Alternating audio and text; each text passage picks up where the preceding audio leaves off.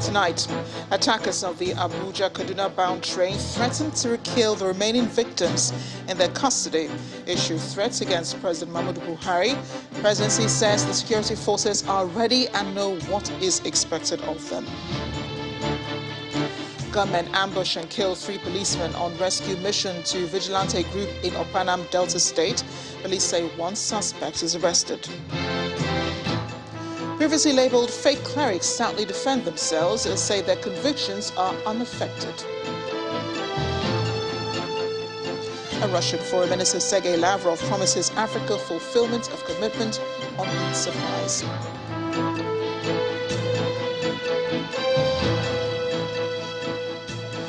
Gunmen today attacked a police station in Opanam, Oshimili North local government area of Delta State, killing 3 policemen who were said to be responding to a distress call by members of local vigilante. The men of the local vigilante claimed they were being attacked and hinted the police to come to their rescue. The police then set out on the rescue mission before they were ambushed and 3 of them killed. Confirming the incident via a telephone conversation, the police public relations officer of the state command, Edafe Bright, said one of the attackers has been arrested. Meanwhile, 3 of the local vigilantes sustained injuries and are recuperating. One of them, however, is reportedly in severe condition at the emergency ward of the Federal Medical Center, Asaba. While terrorists who claim responsibility for the March 28, 2022 attack on a Kaduna-bound train have released yet another shocking video of them flogging their victims who are threatening to abduct President Muhammadu Buhari, as well as the Kaduna State Governor Malam Nasir El-Rufai. In an 11-minute video released by the bandits, the main male victims can be seen separated from the female victims, after which they were flogged mercilessly with makeshift canes. The exhausted victims are appealing to the international community, such as the United Nations, the African Union and Saudi Arabia, to come to their aid, since, according to them, the Nigerian government has failed to rescue them. A male captive stated that the terrorists had no intentions of keeping them for more than a week if the demands of the kidnappers are not met by the federal government, a position which also was corroborated by their abductors. The bandits also claimed that one of the escapees of the Nigerian Correctional Center, Kuje, in Abuja, had rejoined them in the forest. They also claimed that one of the escapees had rejoined them, as I said, in the forest. Well, the federal government has been reacting to that video. The senior special assistant to the president on media and publicity, Alhaji Garba Shehu, in a press release said the country's security and defense forces are not clueless or helpless and are top of their game in this regard. Mr. Shehu said the presidency, in the meantime, wishes to reassure the public that the president has done all and even more than what is expected of him as commander-in-chief by way of morale, material and equipment support to the military, and expects nothing short of good results in the immediate. The president's spokesperson states that the option of carpet bombing of terrorist location is unlikely to be deployed because of the possible collateral damage it may bring. He also asks that everyone involved in fighting the terror group, since according to him, a terrorism scourge must be fought by all actors, the military, the civilian population and communication service providers be on hand. Meanwhile, the grieved families of victims of the March 28th Kaduna-bound train terrorist attack have been reacting to that viral video released by the terrorists, where they threatened to kill or sell off the remaining 42 hostages if the federal government fails to yield to their demands. In the 11-minute video, as we mentioned earlier, the male victims were separated from the women, after which they were flogged mercilessly by these terrorists. Speaking on the development, one of the 3 representatives of the concerned relatives of abducted persons, Sani Othman, said they've lost hope in the capacity of the federal government and security agencies to rescue their loved ones. He specifically accuses the federal government and security agencies of sabotaging the efforts of their grieved families to negotiate with the terrorists, even as they fail to live up to their constitutional responsibilities of protecting lives and property. My brother, who was also part of those that are sick, and they informed us to come and pick him. We went on our way. Unfortunately, the government security stop them and ask them they can't go. How can a government whom we believe should be the one to rescue our loved ones? But unfortunately, we, the families, the relations, all the members, try, to do it by ourselves, but we were prevented from taking them back by the government, security. It happens on Friday. It's not an issue of paying ransom. They said these people are sick. Come and pick you. We went there. Unfortunately, they didn't allow the people to pass. They said it's an order from above not to allow any person to pass that part to where the bandits were keeping our loved ones. Are we humans after all? Is it not government that's supposed to support? So it's actually, we are disappointed. We are totally disappointed. Since the government has failed, we intend to take this thing upon ourselves to do and get our loved ones out.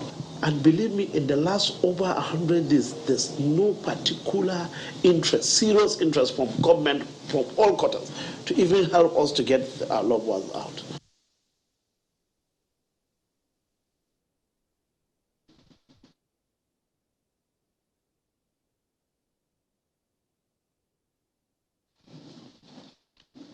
And the police operatives in Kaduna State have killed 2 notorious bandits in Giwa local government area of the state.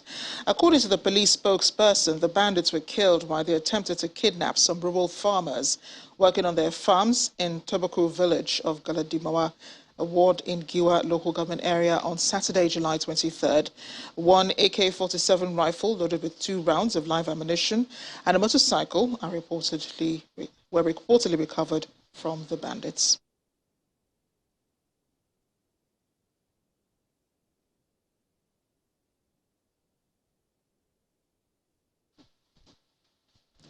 Meanwhile, a driver with the Katsina State Transport Authority has been killed after his vehicle ran into terrorist gang along the Katsina-Jibia Road today. A resident of Dadara village near the scene of the incident told Channels Television via telephone that the terrorists attacked the vehicle at about 12 in the afternoon. A terrorist reportedly shot Yushao dead after they caught up with him trying to make a U-turn after sighting them along the highway. After killing the driver on the spot, the terrorists who were operating on motorcycles were also said to have abducted scores of passengers. Eyewitnesses told Channels Television the 32-seater bus loaded with mostly traders was on its way from Jibia Market to Katsina when the terrorists opened fire on them.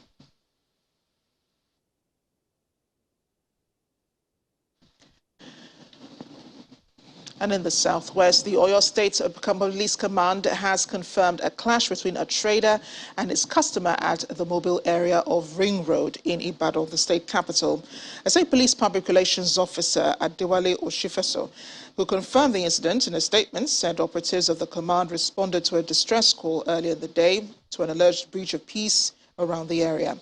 According to him, preliminary investigation reveals that the victim, a male, was escorted off the scene by police responders after securing deep cuts on his body.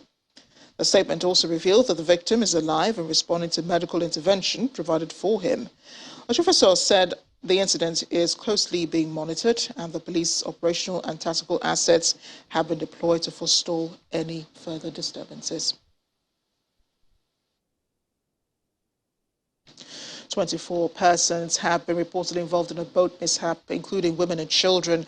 1 person died, 23 were rescued in Shiroro local government area of Niger State. The incident occurred while they were on their way to Kwata and Zumba market, in which the local cano conveying the passengers was involved in the accident. Director General of the Niger State Emergency Management Agency, Ibrahim Inga, who confirmed the incident, noted the local drivers were able to search for the corpse and missing persons. 23 people were rescued, he said, 1 person found dead. 3 cattle were also on the boat when the incident occurred. Mr. Inga advised people living in riverine communities in the state to ensure constant use of life jackets and to ensure the safety their safety when journeying on waters. Human rights lawyer Femi Falana says the planned solidarity protest by leaders of the Nigerian Labour Congress is not illegal, as freedom of expression is guaranteed under the 1999 Constitution. He said the protest cannot be said to be legitimate, as sections 39 and 40 of the Constitution creates room for freedom of assembly of Nigerian workers. The statement reads in part, "In it, the fundamental right of the people of Nigeria to protest for and against the government was upheld by the Court of Appeal in the celebrated case of the Inspector General of Police versus All Nigeria People's Party." The NLC had announced that it would embark on a nationwide protest on July 26th and 27th to compel the government to resolve the over 5-month strike by university lecturers. But the Minister of Information and Culture, Lai Mohammed, described the protest as illegal, saying it will create anarchy in the country. In other news now, the group of clergy that were criticized for attending the unveiling of the vice presidential candidate of the All Progressives Congress, Senator Kashim Shettima, have come out publicly to respond to the criticism which trailed their presence at the unveiling ceremony in Abuja. Speaking at a news conference, the clerics insist their decision to attend the event was based on personal conviction and support for Senator Kashim Shettima, whom they say has shown similar support for the Christian faith while he served as governor of Borno State. The group also notes that there had been no time during the event when they said they were representing the Christian Association of Nigeria.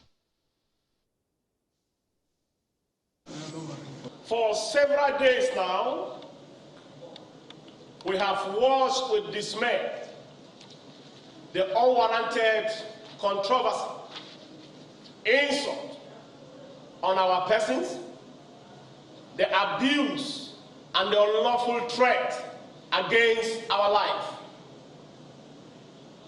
precipitated against our simple patriotic attendance at the APC event. Our decision to attend this event was neither procure nor compel.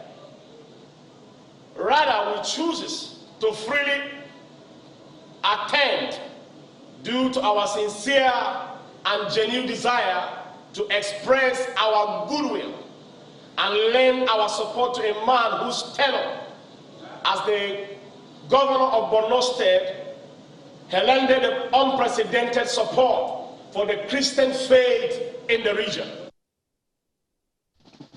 Back in Kaduna State, Governor Nasir El-Rufai has stressed the need to raise the next generation of leaders who will be absorbed into the nation's public sector.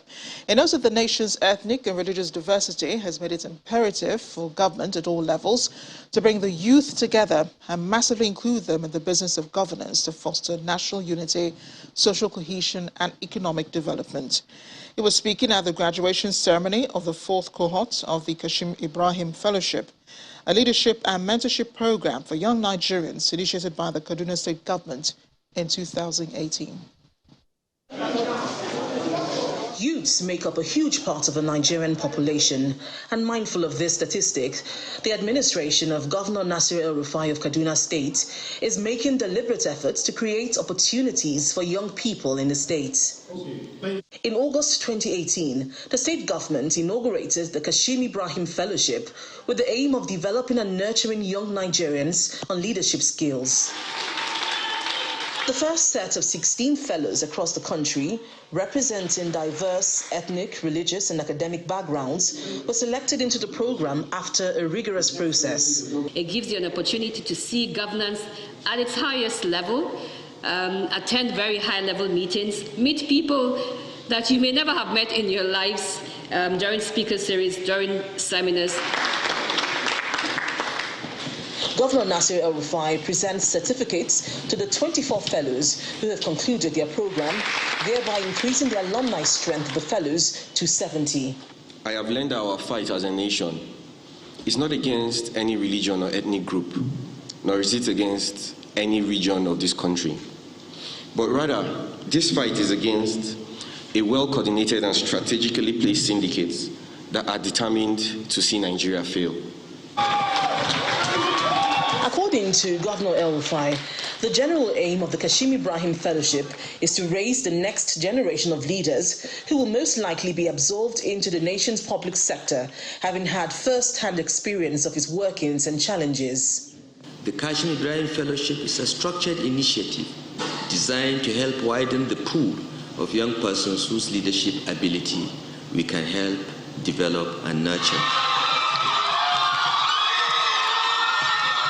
Dada Yusuf from Oyo State emerged as the best graduating fellow, a feat that has earned him a one-year scholarship abroad. I think this is a novel intervention that aims at, mitigating the problem of disunity and distrust that has for long,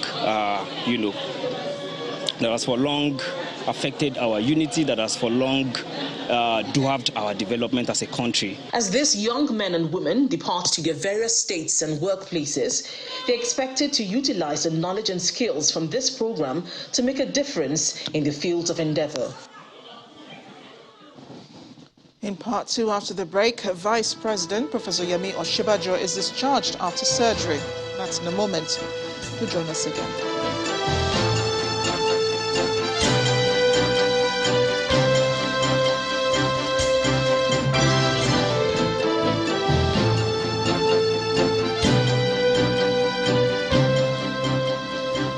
Back. If it has joined us, you're watching the news at 10 live on Channels Television Lagos. Here's a reminder of our top stories. Attackers of the Abuja-Kaduna bound train threaten to kill remaining victims in their custody, issue threats against President Muhammadu Buhari. Presidency says the security forces are ready and know what is expected of them. Gunmen ambush and kill 3 policemen on rescue mission to vigilante group in Okpanam, Delta State. Police say 1 suspect is arrested. Previously labelled fake clerics stoutly defend themselves, say their convictions are unaffected. Russian Foreign Minister Sergei Lavrov promises Africa fulfillment of commitment on wheat supplies.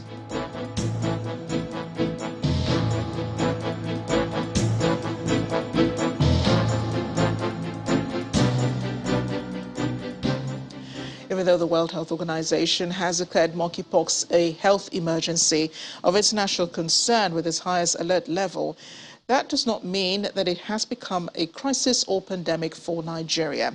It's the view of the Commissioner for Health in Lagos State, Professor Akin Abayomi. He told Channels Television's Ladi Akeredole on our Current Affairs program Newsnight that there have been very few cases of monkeypox in the nation's main gateway and in Nigeria, but that health authorities remain highly vigilant and prepared in case of a change in that situation.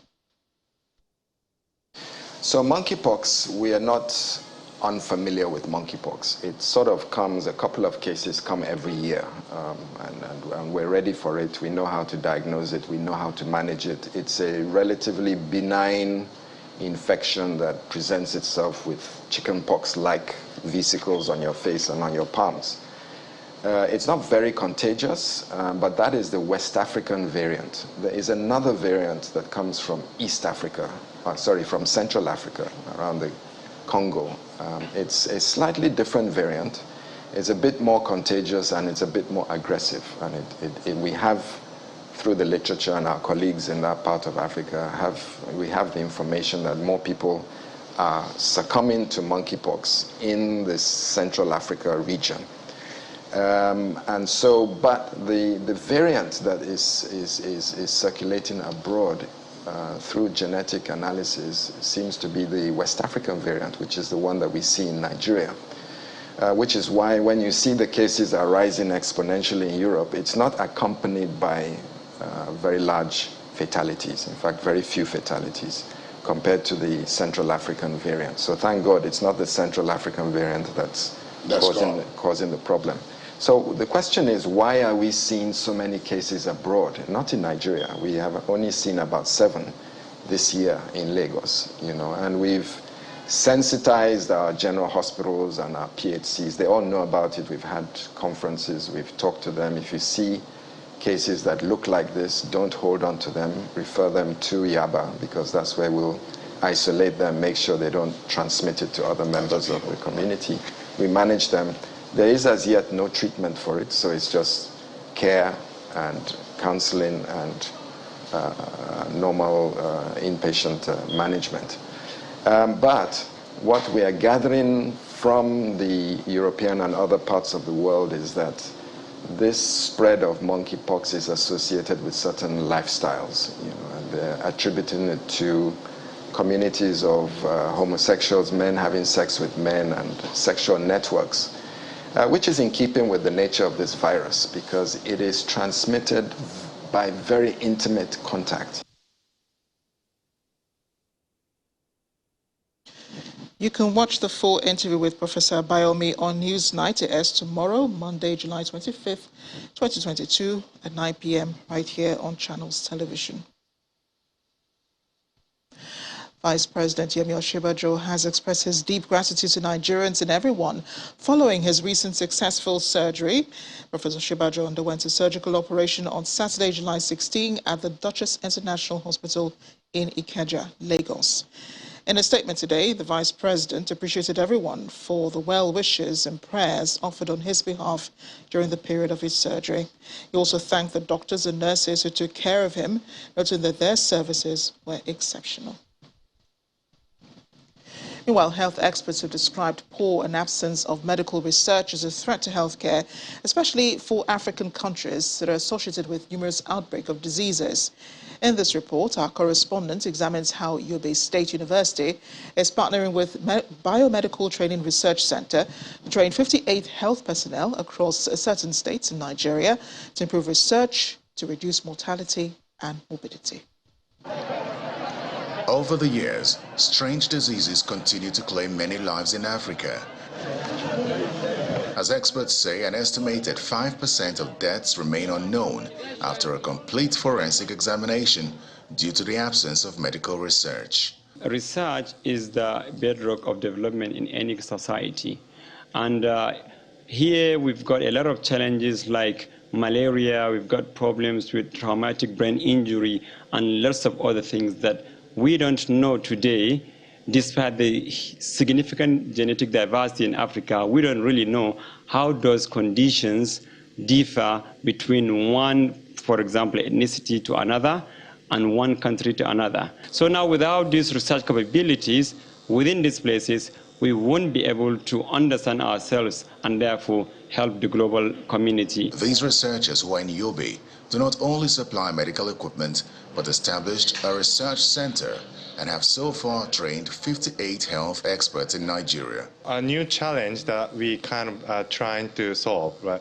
So we have lots of research going on in the UK, and we wanted to bring this, research capacity to the African country. We are now focusing on Nigeria here in Yobe State University. The Vice Chancellor of Yobe State University expresses delight over the development, hoping the institution will in the near future become the medical research hub in Nigeria. There are lots of support from the state government in terms of facility and equipment.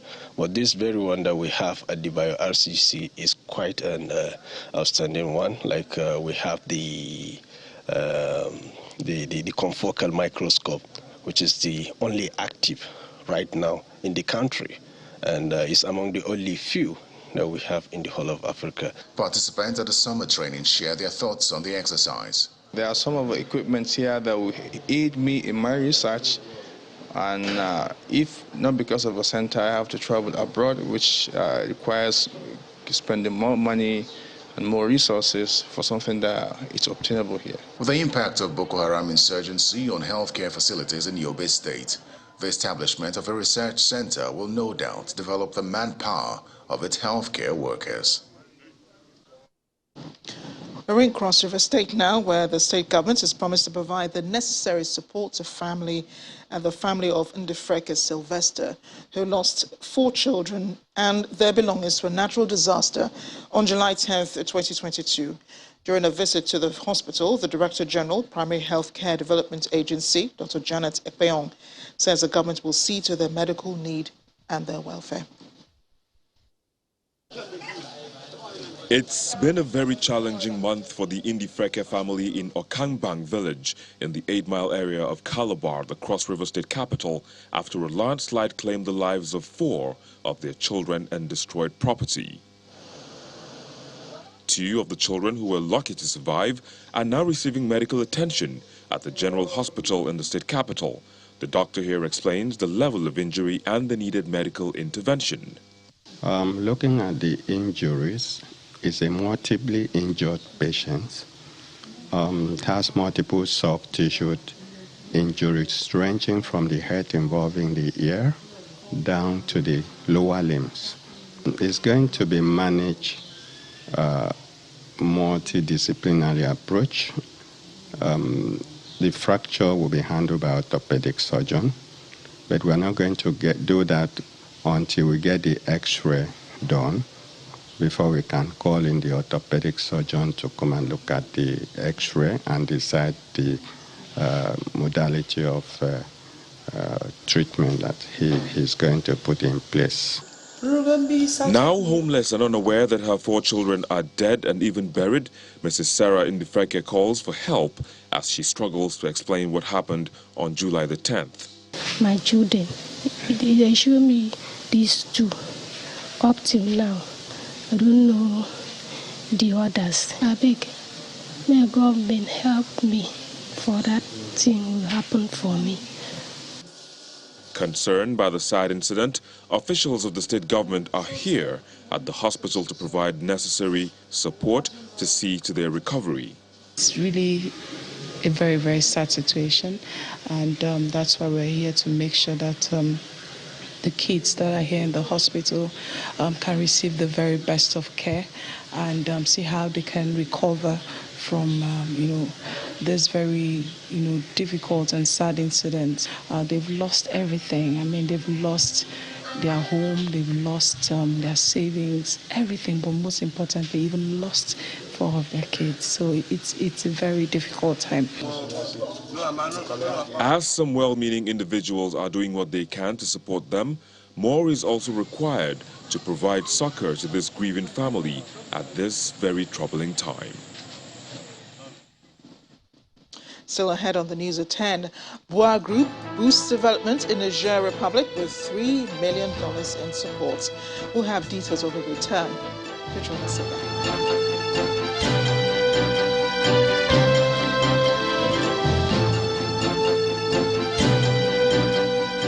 Welcome back. Many of you have been having a harrowing experience traversing the usually recurrent gridlock along the Lagos-Ibadan Expressway, which has been under construction for almost a decade.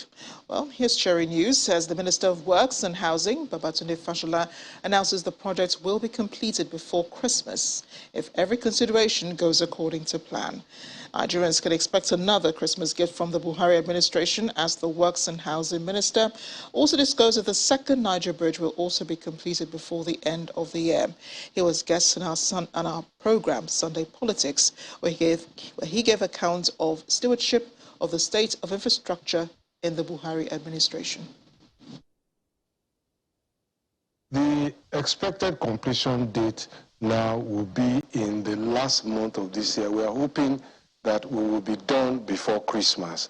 And that is subject to a lot of variables. As we speak now, somewhere between Ojo, the Oyo State government is constructing a drainage facility. So that has slowed down our work considerably, in spite of the fact that the contractor is now working at night. So just 2 days ago, Governor Makinde and I were talking, because I called him a week ago, that look, we need to make a choice. Which do you prioritize, the drainage or that road? And he said, look, the road is what affects, but we can't dismiss the need for the drainage. So he called me back to say, look, he has a solution now. He's worked with the contractors, he's talked to them, and we will discuss it in this new week. Over the years, government has not funded this sufficiently.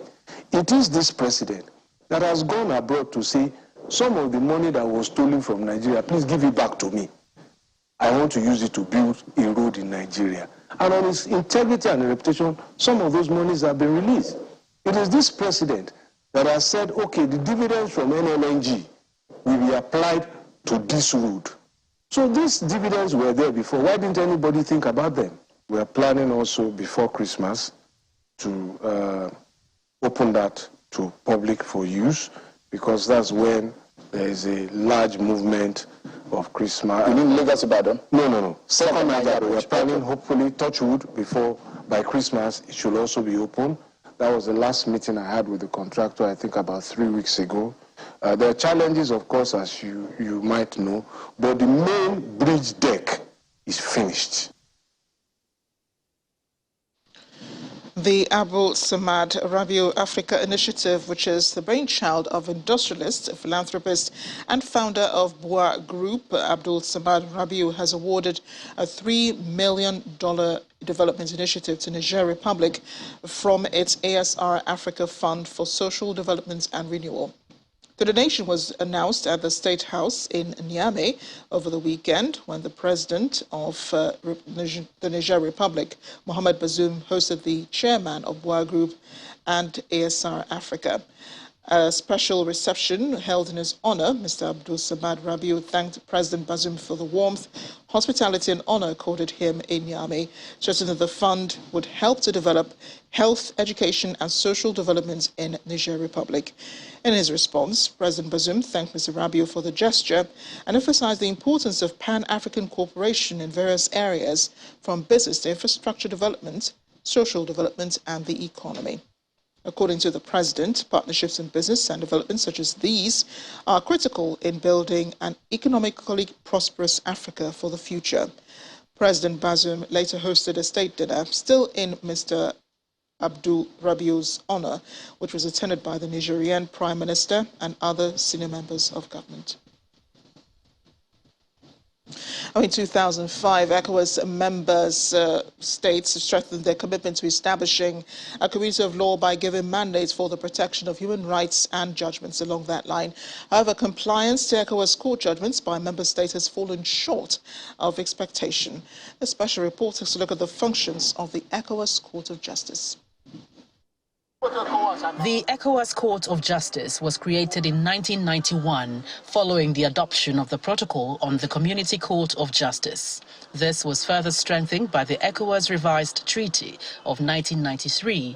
The headquarters is in Abuja, Nigeria. The mandate of the court is to ensure the observance of law and the principles of equity in the interpretation and application of the provisions of the revised treaty and all other subsidiary legal instruments adopted by the community. Enforcement of the court's judgments has proven problematic. Out of 15 member countries, only Burkina Faso, Ghana, Guinea, Mali, Nigeria and Togo have appointed national authorities entrusted with the responsibility of enforcing judgments of the regional court. According to data from the court, only about 30% of the court's decisions have been enforced in its over 30 years history, in spite of the provisions of Article 24 of the court's protocol on the method of enforcement. For instance, the Nigerian government has refused to comply with a judgment of the court in a case filed by the Socioeconomic Rights and Accountability Project, SERAP, mandating the government to provide free and compulsory basic education to every Nigerian child. The judgment was delivered in 2010.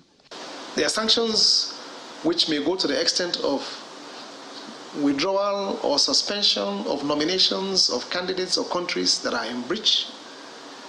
They may also affect suspension of grants and funds for some projects in particular countries who are in breach, and there's sundry of all of them like that. But they are seldom exercised. Article 77 of the ECOWAS Revised Treaty empowers the authority of heads of state and government of ECOWAS to impose certain sanctions on any member state who fails to fulfill its obligations to the community, and this includes compliance to the judgments of the court. However, this power is yet to be exercised by the apex organ of ECOWAS. What has happened is that most member states just have totally refused to introduce these enforcement protocols into their legislation. So it's a procedural matter. Member states are basically not adhering to the obligations that arise from the treaties that they have signed.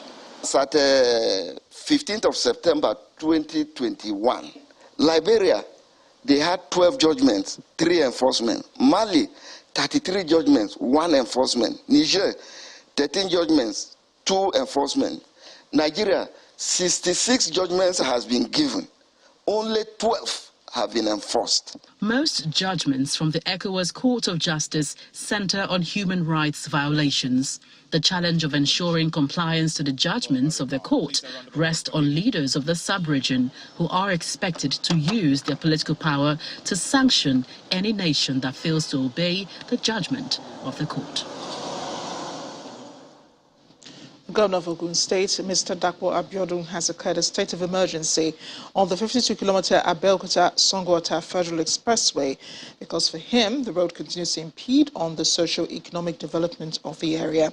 He made the declaration while inspecting the stretch of road, which has been unattended to for the last 15 years, and appealed to the federal government for action to reverse the situation. The 52-kilometer Abeokuta-Songo Federal Road is an arterial road linking Abeokuta, the Ogun State capital, with other areas in Ogun West Senatorial District of the state. But it has remained abandoned for 15 years, raising concern for motorists and commuters.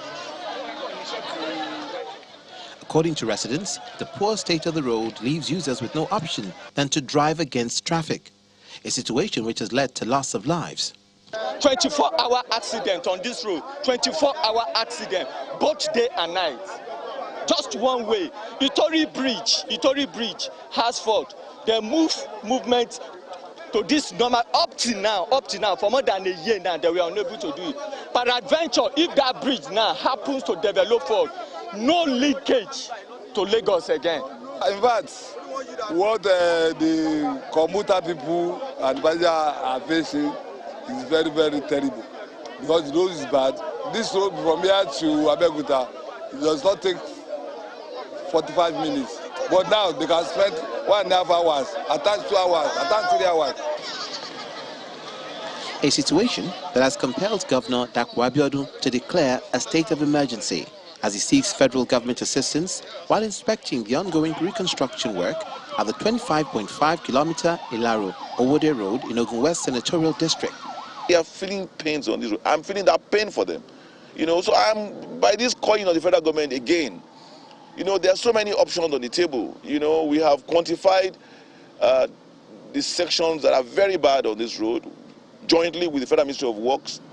We've also proposed to be responsible for a portion of that expense. I'm hereby calling on the federal government, please come to the help of Ogun State people. Let us, get some traction on this transaction. Let us move this transaction forward. We cannot afford for another year to go and this road just becomes worse.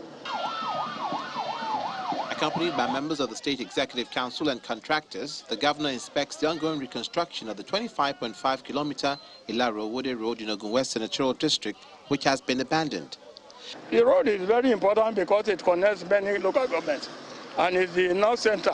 It's the mainstay of economy in this area because most of our things that we have will be taken through this place, either to Lagos State via Agbara or to Abeokuta via Ilaro. The governor has also directed an immediate commencement of rehabilitation and reconstructing of Joju Road, also in Ogun West Senatorial District of the state.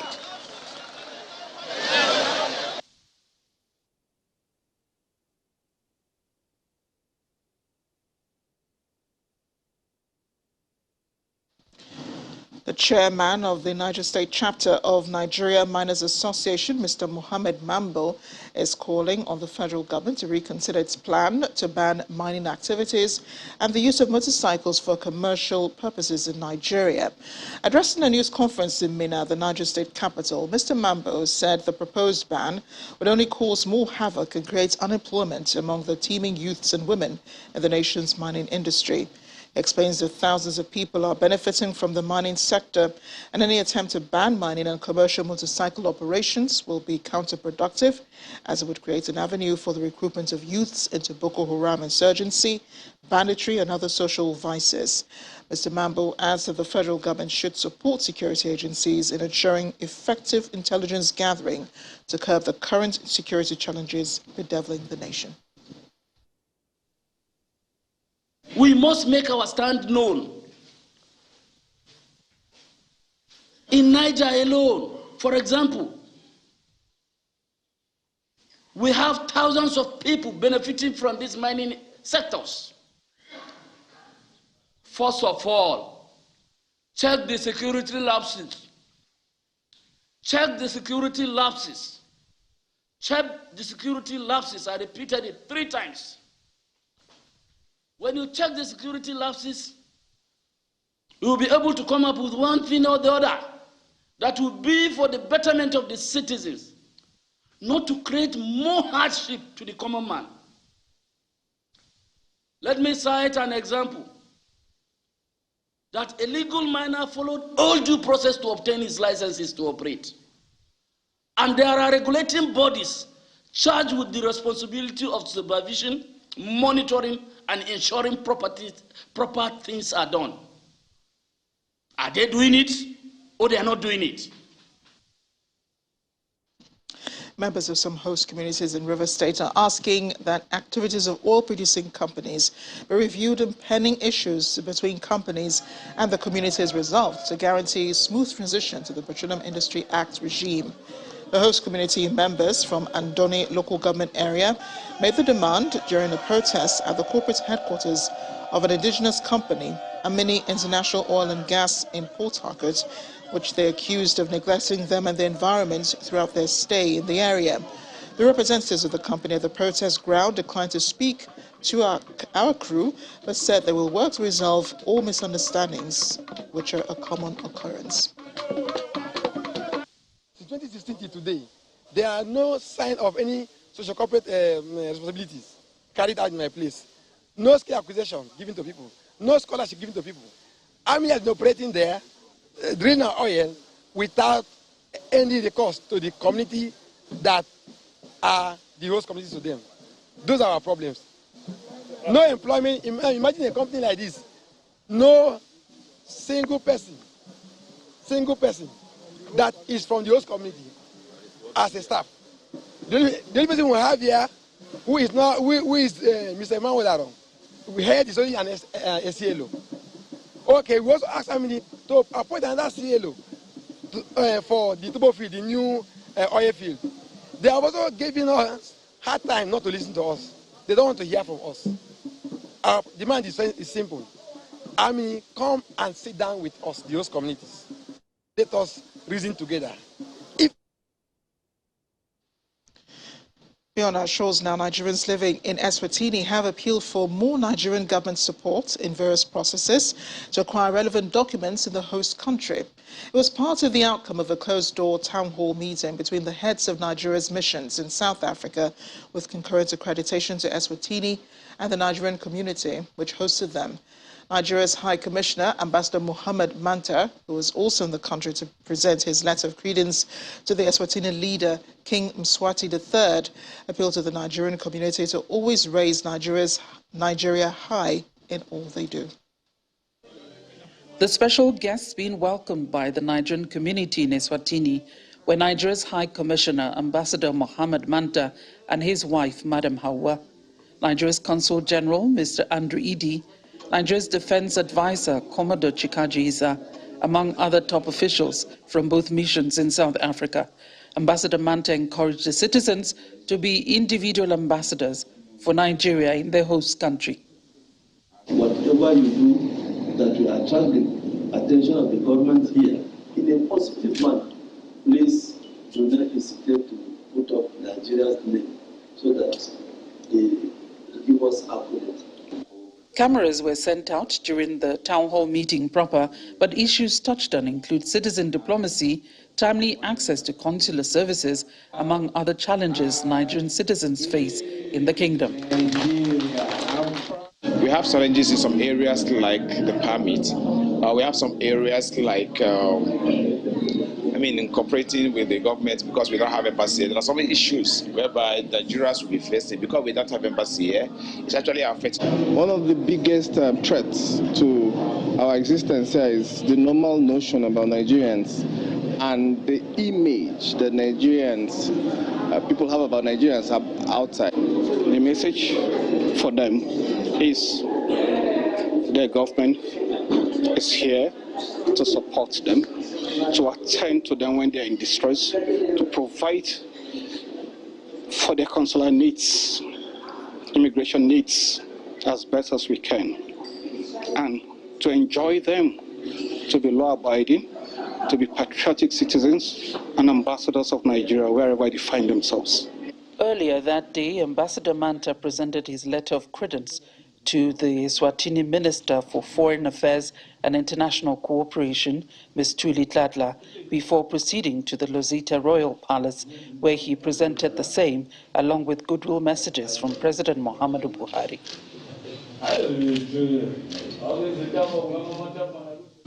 We are looking forward that you will promote a lot of activities, a lot of Nigerians to come and see the opportunities which exist in the country.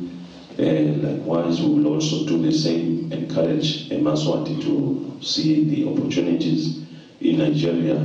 Nigeria and the Kingdom of Eswatini have long-established ties, and both nations share a friendship which spans several areas, which include trade and development cooperation. Eswatini, which is one of the beneficiary countries of Nigeria's Technical Aid Corps program, is currently host to about 2,000 Nigerian citizens. From Johannesburg, South Africa, Betty Dibia, Channels Television News.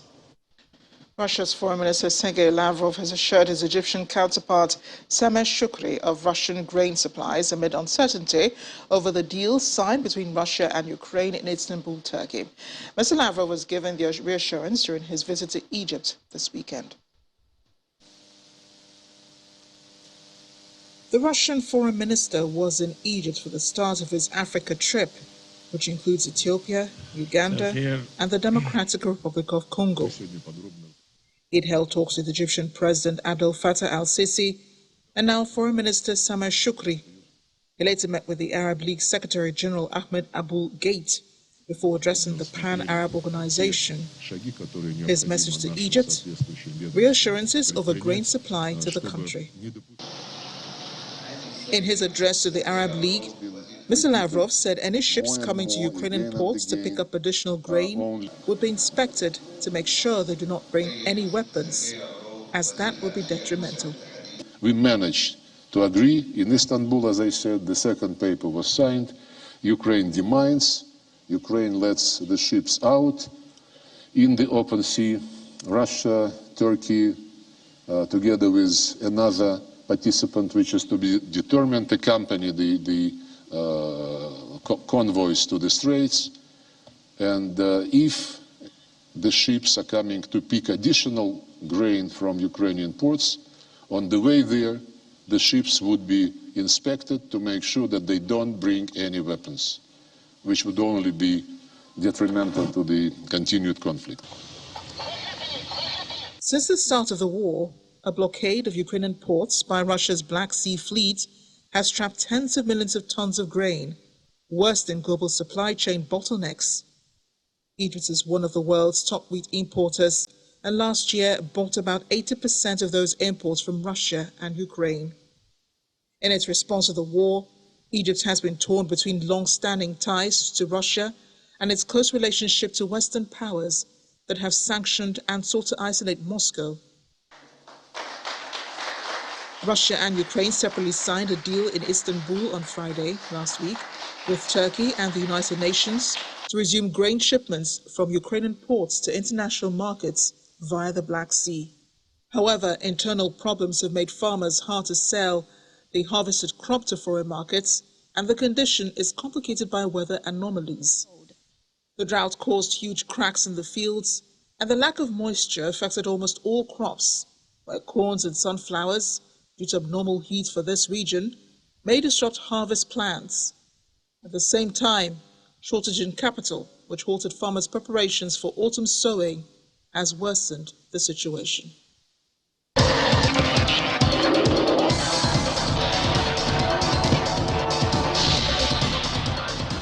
Team Nigeria has set a new African record in the women's 4x100 meters final at the World Athletics Championships in Eugene, Oregon.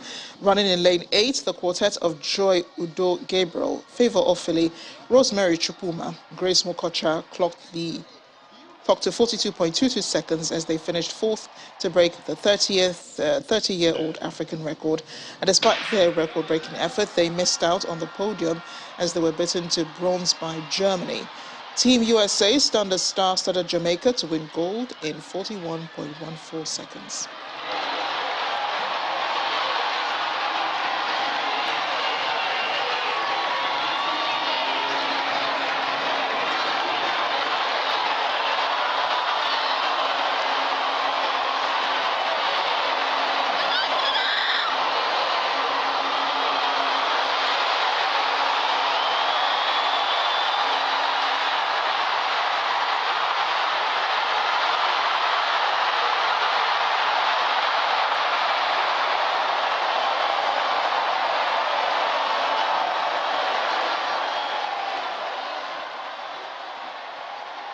The president of Nigeria, sitting full Volleyball Federation, Kayode Ladele, is excited with the attention the parasports event is already getting across the country, but admits a lot still needs to be done. Mr. Ladele says the federation will do more to bring in more athletes into sports, as the target for the federation is to make the country a powerhouse in the sport across the continent. Meanwhile, championship leader Max Verstappen is eased to a comfortable win in the French Grand Prix after Ferrari's Charles Leclerc crashed out while leading the race earlier today. Red Bull's Verstappen cruised home over 10 seconds ahead of Lewis Hamilton, whose Mercedes teammate George Russell overtook the Red Bull of Sergio Perez in the closing laps to claim third. Leclerc started in pole position and was leading up to 18th lap when he crashed into the safety tyres, emerging without injury from his car.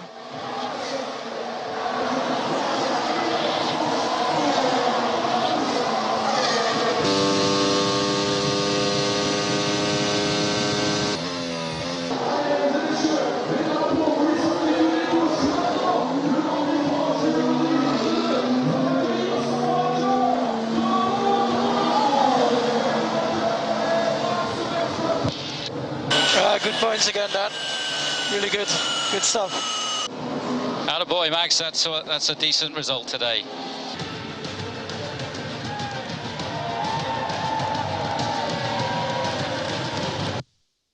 Yeah, we just tried to stay calm, tried to stay close. Of course, we pitted a bit earlier, and yeah, from there onwards, you never know how the race is going to go.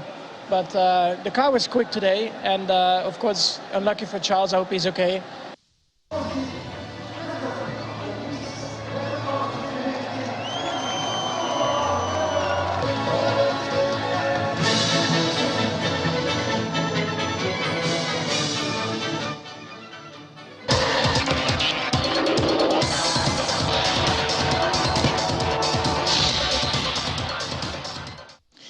And the main news again. Attackers of the Abuja-Kaduna-bound train have threatened to kill the remaining victims in their custody. They also threatened to kidnap President Muhammadu Buhari and the Kaduna State Governor Malam Nasir El-Rufai. But in reaction, the presidency, in a statement signed by spokesperson Garba Shehu, said the security military is ready and knows what is expected of it. Also today, Governor of Ogun State, Dapo Abiodun, declared a state of emergency on the 52-kilometer Abeokuta-Songota Federal Expressway, calling for help from the federal government. That's the news at 10 tonight. Thanks for watching. I'm Amarachi Bani.